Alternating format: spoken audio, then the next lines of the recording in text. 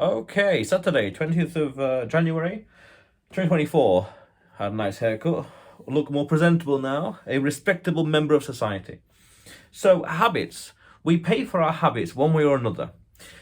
You either pay for them up front by like eating well, for example, and maintaining good hygiene, for example, and in general, health up front, or you pay in the long term on like the surgeons, the operating table, or in the lifestyle or medication costs, things like that. We pay for our habits one way or another. The upfront cost or the long term or the consequence in the future or the long term, say, handicaps of life, for example. You know, you don't exercise and you suffer because you can't walk places or you're out of breath easily. Things like that.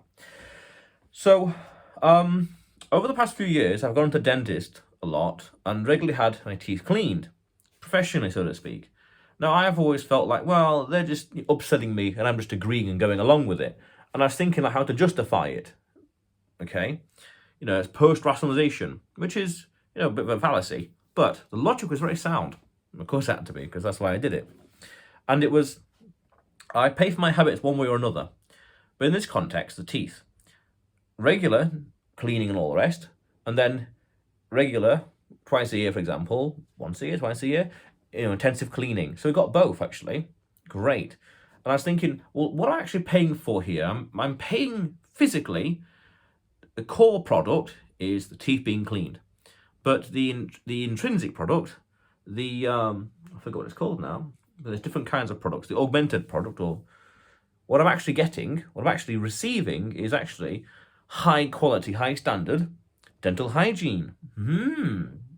Meaning the chance of, say, gingivitis or gum problems or teeth or needing to have fillings, whatever else, all those things are incredibly low, but maintained and consistently, they are consistently low. There might be a gradual rise over time through, bad habits, for example, over time, naturally, wear and tear, but they never reach a critical stage. There's never a major threat. Then you could say, well, I'm focusing too much on one thing, and that's why the risk is consistently low, but still it's a good habit to have. So it's like, well, I'm paying to get the teeth cleaned, but really I'm paying to maintain high quality dental hygiene. Very good, okay. And then you could say, well, I'm paying by having, I'm paid for, for toothpaste, electric toothbrush, and whatever else, water flosser, whatever else. But I'm paying for this, but what I'm actually getting is consistently high standard of hygiene. So I'm actually paying up front for these products and services, but in the long term, I'm getting a better quality of living, quality of life. Interesting. Then you could say also the same principle with exercise. That habit, you exercise and you maintain your health for longer, so you've got a better, stronger body in the future, so you can do more stuff physically, just do more stuff. I can walk places, I can do stuff, climb mountains, up the stairs. As simple as go up the stairs, walk, 10 kilometers and have no real issues, and go on a city trip, health. So then, well, how do you maintain that? Well, you have to physically do exercise, gym or things, whatever else. Like I'm doing, every day I do 100 push-ups. Very nice. So because of that, it's consistently maintaining health. Quite powerful.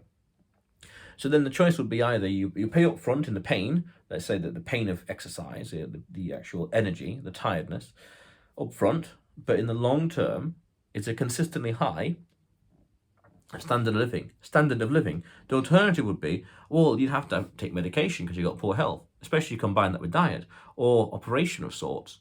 Because to fix something or to liposuction or whatever else, things like that.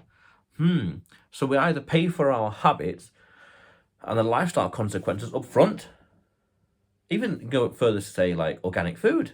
You pay up front for better quality food, and as a result, in long term, you get better standard of living. Good point. So you pay up front, or you pay on the operating table in the long term. You have to pay somehow. You have to pay somehow, let's say teeth or exercise or diet. You have to pay somehow. And it's either going to be upfront by having a high quality of living, high standard in what your expectations are of yourself, food, for example, or in the future in some way, lifestyle or in some way in the future with medication or operation. Interesting way of looking at it. That's why I'm doing the video. Yeah. So that's one thing I was thinking of over the past few or so, 2, 3 odd years. It's like, why am I actually getting this service? I'm not actually maintaining good hygiene and all the rest, but I'm actually, say, minimizing these other things from happening. Huh. So we pay for our habits in one way or another. Yeah. So otherwise then, you will see me tomorrow.